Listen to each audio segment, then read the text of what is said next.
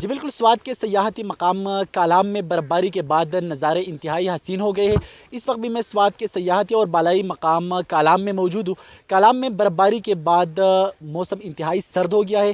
بڑی تعداد میں سیاح اس وقت سوات کے بالائی علاقوں میں موجود ہیں۔ اس وقت بھی میرے ساتھ کچھ سیاح بھی موجود ہیں، ان سے بھی بات کرتے ہیں کہ انہوں نے اپنا ٹور کیسے انجوائے کیا اور سوات کی خوبصورتی کے حوالے سے کیا کہنا چاہیں گے۔ میں سرگودا سے بلانگ کرتا ہوں، تو سوات بہت خوبصورت ہے۔ برف باری تو کافی دیکھی ہوئی ہے، لیکن ادھر جو دیکھی ہے وہ تو بہت اچھی لگی ہے۔ میں لازمی کہوں گا سب کو آنا چاہیے، یہاں پہ بہت خوبصورت ہے۔ ہم نے بہت انجوائے کیا، وہ برف پوش پہاڑ ہے اور برف پوش میدان ہے، آپ دیکھ رہے ہیں، بہت انجوائے کا موسم ہے۔ سیاحوں کو ہم دعوت دیتے ہیں کہ آئیے اور سوات کی سیاحت سے فائدہ اٹھائیں۔ جی بالکل، جیسا کہ آپ نے سیاحوں کی بات سنی، سیاح یہاں خوب انجوائے کر رہے ہیں اور اپنے خوبصورت لمحات کو خوب یادگار بنا رہے ہیں۔